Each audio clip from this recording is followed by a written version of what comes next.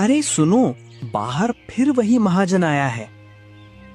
उसके चेहरे पर चिंता साफ झलक रही थी। घर में जो थोड़े बहुत पैसे रखे हैं, क्या सच में उसे दे दूं? अगर दे दिए तो इस हफ्ते खाने का इंतजाम कैसे होगा? बच्चों के लिए आटा भी नहीं बचेगा। सूरज कुछ पल चुप खड़ा रहा। उसकी निगाह मिट्टी के फर्श पर टिक गई। वो मन ही मन हिसाब लगाने लगा। कई दिनों की कड़ी मेहनत से जंगल से लकड़ियां काट काट कर जो थोड़ी कमाई जोड़ी थी, वही आज हाथ से निकलने वाली थी। दे दो सावित्री, फिलहाल उससे पीछा छुड़ाना जरूरी है। खाने का कोई और जुगाड़ कर लेंगे। हर बार यही कहते हो, कोई और जुगाड़ कर लेंगे, मगर कब तक? उस महाजन का कर्ज तो जैसे गले की फांस बन गया है। सावित्री झुंझुलाकर बोली। मैं तो कब से कह रही हूँ सूरज, ये उधार लेना छोड़ दो। दिन रात जंगल में खटते हो, कमाते हो और सारा पैसा ब्याज में चला जाता है। आखिर कब तक ऐसे चलेगा? इतने में बाहर से कड़कती आवाज गूंजी।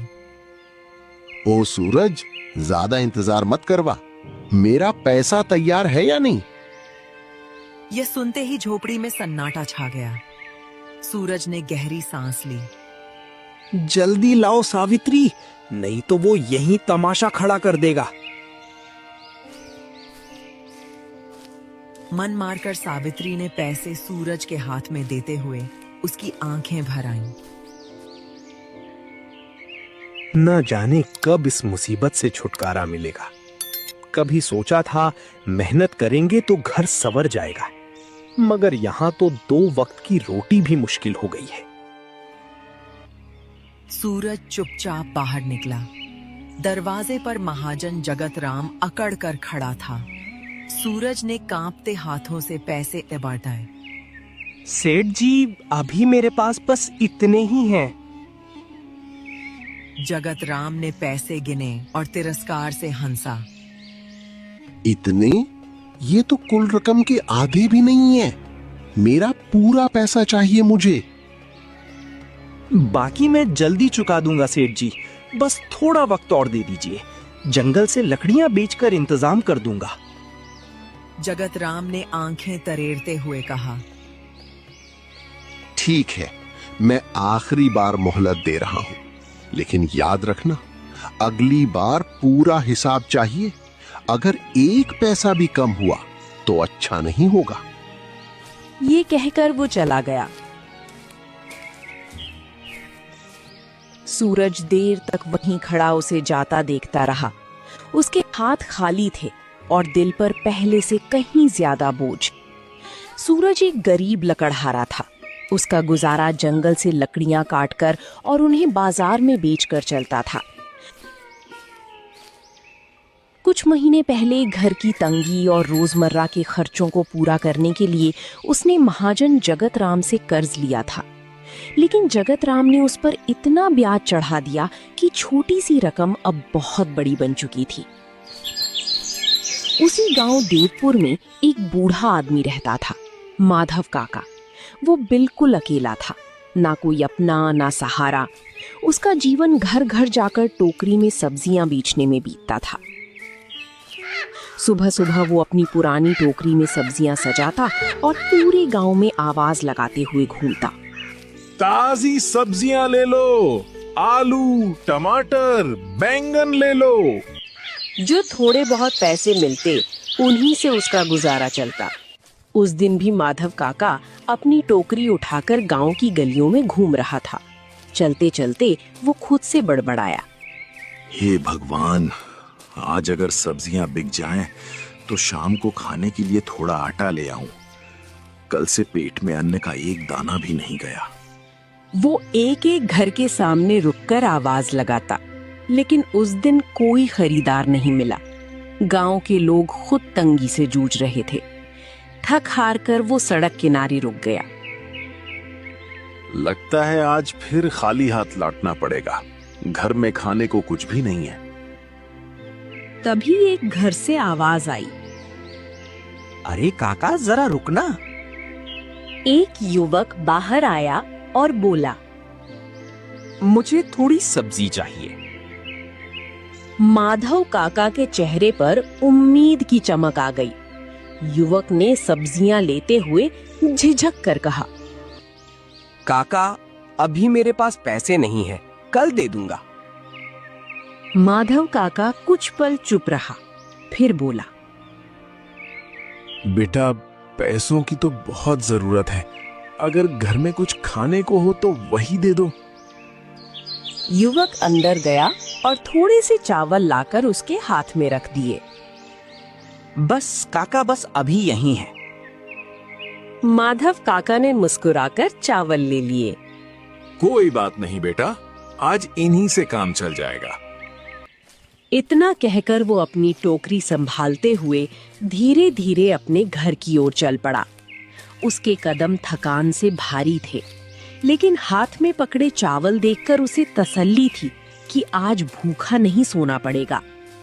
गरीबी का संकट अब पूरे गांव पर इस तरह टूट पड़ा था कि लोग 2 वक्त की रोटी के लिए तरसने लगे थे।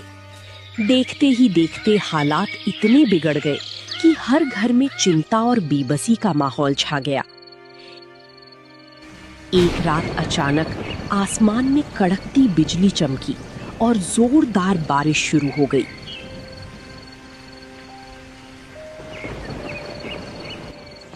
हे भगवान, ये कैसी मुसीबत आ गई। अगर बारिश ऐसी ही होती रही तो जंगल की सारी सूखी लकड़ियां भीग जाएंगी। फिर मैं बेचने के लिए क्या ले जाऊंगा? आप इतना मत सोचिए जी, शायद सुबह तक सब ठीक हो जाए। सूरज ने चिंता भरी आवाज में कहा। भगवान करे ऐसा ही हो, वरना इस बार तो घर चलाना और मुश्किल हो जाएगा। बारिश के साथ तेज हवा चलने लगी। टूटी झोपड़ी की दीवारों की दरारों से पानी भीतर टपकने लगा। सूरज ने चारों ओर नजर दौड़ाई और उदास स्वर में बोला, सावित्री, कहीं कुछ बोरी या कपड़ा हो तो लगा दो। पानी अंदर आता रहा तो जो थोड़ा बहुत अनाज रखा है वो भी खराब हो जाएगा। अब क्या लगाऊं? जो पुरानी बोरियां थीं वे भी पिछले महीने बेचनी पड़ी थी। घर में बस यही एक फटी चादर बची है जिसे बच्चों पर डाल रखा है। हे भगवान, ये कैसे दिन दिखा दिए। घर में न खाने का ठिकाना, न रहने का सहारा। एक काम करती हूँ, चूल्हे में बची खुची लकड़ियां जला देती हूँ। कम से कम थोड़ा उजाला और सहारा तो रहेगा। उसने चूल्हा जलाया।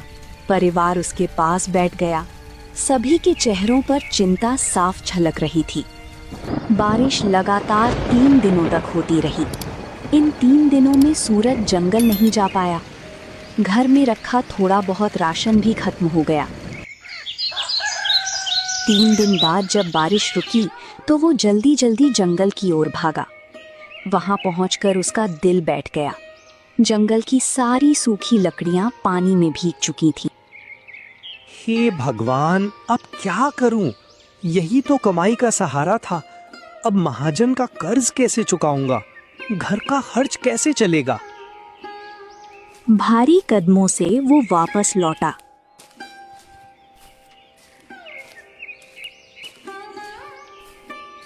सावित्री ने उसे देखते ही पूछा, क्या हुआ जी, कुछ लकड़ियां मिली? कुछ नहीं बचा, सब बारिश में खराब हो गया। सावित्री का चेहरा उतर गया। अब क्या होगा? घर में आटा भी खत्म है। बच्चे सुबह से भूखे बैठे हैं। सूरज चुप रहा। कुछ देर बाद उसने टूटी खिड़की की तरफ देखा। तेज हवा अंदर आ रही थी। अब तो चूल्हे की लकड़ियां भी खत्म होने वाली हैं। अगर आज कुछ इंतजाम ना हुआ तो रात कैसे कटेगी? सूरज अचानक उठा। मैं अभी जाकर गोपाल बाबा से कुछ लकड़ियां मांग कर लाता हूँ। गांव के बाहर उनका पुराना गोदाम है, शायद मदद कर दें। सावित्री ने चिंतित होकर कहा, इतनी रात को जाओगे? और अगर उन्होंने मना कर दिया तो? कोशिश किए बिना कैसे पता चलेगा? इस वक्त और कोई रास्ता नहीं है। इतना कहकर सूरज गोपाल बाबा के घर की ओर चल पड़ा। रात गहरी हो चुकी थी। तभी अचानक तेज आंधी चलने लगी और फिर मूसलाधार बारिश शुरू हो गई। हे भगवान, क्या मेरी परीक्षा लेने पर ही उतारू हो? कभी बारिश, कभी आंधी, आखिर इस गरीब को और कितना सताओगे? वो भीगता हुआ किसी तरह आगे बढ़ता रहा। कई बार उसका पैर कीचड़ में फिसला, मगर परिवार की चिंता ने उसे रुकने नहीं दिया। आखिरकार वो गांव के बाहर बने गोपाल बाबा के छोटे से कच्चे मकान तक पहुंच गया। उसने दरवाजा खटखटाया। कौन है इतनी रात को? मैं हूँ सूरज बाबा। अगर कुछ सूखी लकड़ियाँ मिल जाएं तो बड़ी मेहरबानी होगी। घर में चूल्हा बुझने वाला है, बच्चे भूखे बैठे हैं। उन्होंने सूरज की हालत देखी। कपड़े भीगे हुए, चेहरा थकान और चिंता से भरा हुआ। अरे बेटा, अंदर आ जाओ पहले। नहीं बाबा, बस कुछ लकड़ियाँ दे दीजिए। घर पर सब मेरा इंतजार कर रहे हैं। गोपाल बाबा कुछ पल सोचते रहे, फिर बोले, मेरे पास भी ज्यादा नहीं है बेटा, मगर जितनी है उनमें से कुछ तुम ले जाओ। लेकिन सुबह होते ही जंगल जाकर नया इंतजाम कर लेना, वरना मुझे भी मुश्किल हो जाएगी। सूरज की आंखों में राहत चमक उठी। बहुत बड़ा एहसान होगा बाबा, बस आज की रात कट जाए। गोपाल बाबा ने उसे कुछ सूखी लकड़ियां दे दी। सूरज उन्हें लेकर जल्दी जल्दी घर पहुंचा। झोपड़ी में दाखिल होते ही उसने कहा, लो सावित्री, कुछ लकड़ियां मिल गईं। इन्हें संभाल कर जलाना ताकि पूरी रात चल सके। सावित्री ने राहत की सांस ली। भगवान गोपाल बाबा का भला करे। उस रात सूरज और उसका परिवार किसी तरह गुजार पाए। चूल्हे की धीमी आंच के सहारे सब ने रात काटी। सुबह होते ही एक नई मुसीबत दरवाजे पर खड़ी थी। झोपड़ी के बाहर से कड़कती आवाज आई। ओ सूरज, बाहर निकल जल्दी। सूरज समझ गया, महाजन जगत राम आ पहुंचा था। वो भारी मन से बाहर निकला। मेरा बाकी पैसा कहाँ है? आज मुझे पूरा हिसाब चाहिए। सेठ जी, जंगल की सारी लकड़ियां बारिश में खराब हो गईं। मेरे पास अभी एक पैसा भी नहीं है। कुछ दिन और मोहलत दे दीजिए, मजदूरी करके आपका कर्ज चुका दूंगा। जगत राम क्रोध से तमतमा उठा। बस बहुत सुन लिए तेरे बहाने, अब और नहीं। सेठ जी, दया कीजिए, मेरे छोटे छोटे बच्चे हैं।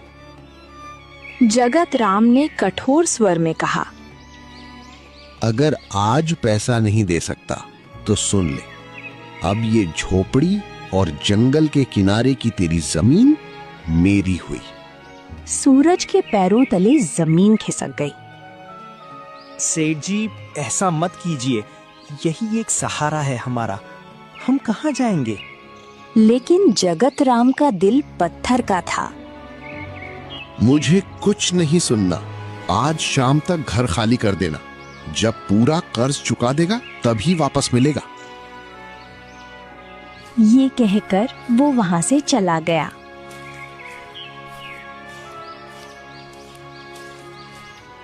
सूरज स्तब्ध खड़ा रह गया। उसे समझ में नहीं आ रहा था कि अब अपने परिवार को लेकर कहां जाएगा।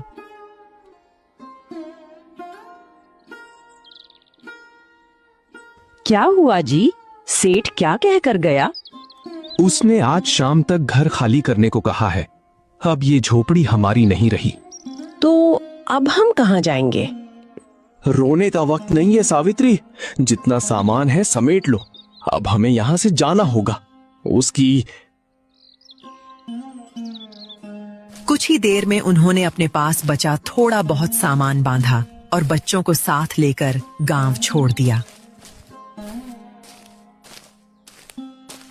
चारों धीरे धीरे जंगल की ओर बढ़ने लगे।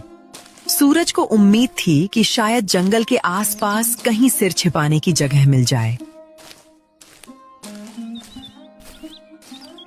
कई घंटों तक चलते चलते सब बुरी तरह थक गए। आखिरकार एक बड़े पेड़ के नीचे सूरज रुक गया। बाबा, मैं बहुत थक गया हूँ। हम अपने घर वापस कब जाएंगे? ये सुनकर सूरज का दिल भर आया। जल्दी जाएंगे बेटा, बहुत जल्दी। तुम्हारा बाबा मेहनत करेगा और हम अपना घर वापस जरूर लेंगे। सच बाबा? हाँ बेटा, तुम्हारा बाबा झूठ नहीं बोलता। आप बच्चों को दिलासा तो दे रहे हैं, मगर सच बताइए, अब करेंगे क्या? मुझे भी कुछ समझ में नहीं आ रहा सावित्री। बस भगवान से यही उम्मीद है कि वो कोई रास्ता जरूर दिखाएगा। तभी सावित्री की नजर दूर जंगल के भीतर पड़ी। वहां कुछ दिखाई दे रहा है, शायद कोई झोपड़ी है। आखिरी उम्मीद लिए वे सब उस ओर बढ़े। पास पहुंचकर उन्होंने देखा कि झोपड़ी के बाहर माधव काका थे।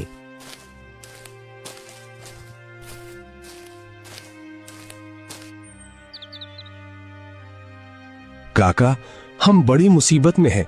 क्या आज की रात हमें यहाँ ठहरने की जगह मिल सकती है? अरे बेटा, पूछते क्यों हो? ये झोपड़ी भले छोटी है, मगर इसमें इंसानियत के लिए हमेशा जगह है। आ जाओ। यह सुनकर सूरज की आंखें भर आईं। आपने बहुत बड़ा उपकार किया काका। गरीब का सहारा गरीब ही बनता है बेटा। उस रात सभी ने माधव काका की झोपड़ी में शरण ली।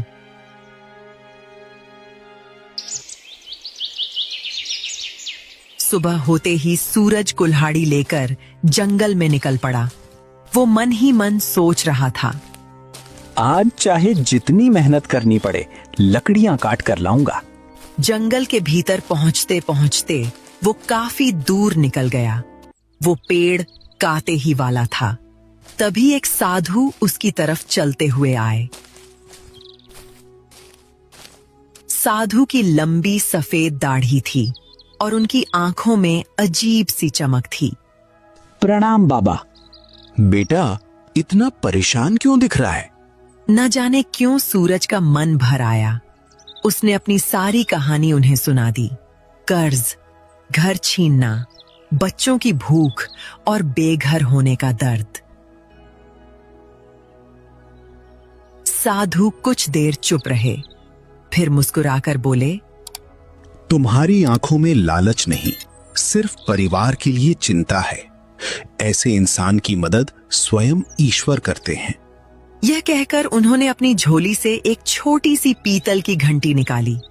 घंटी साधारण दिख रही थी, मगर उस पर अजीब चिन्ह बने हुए थे।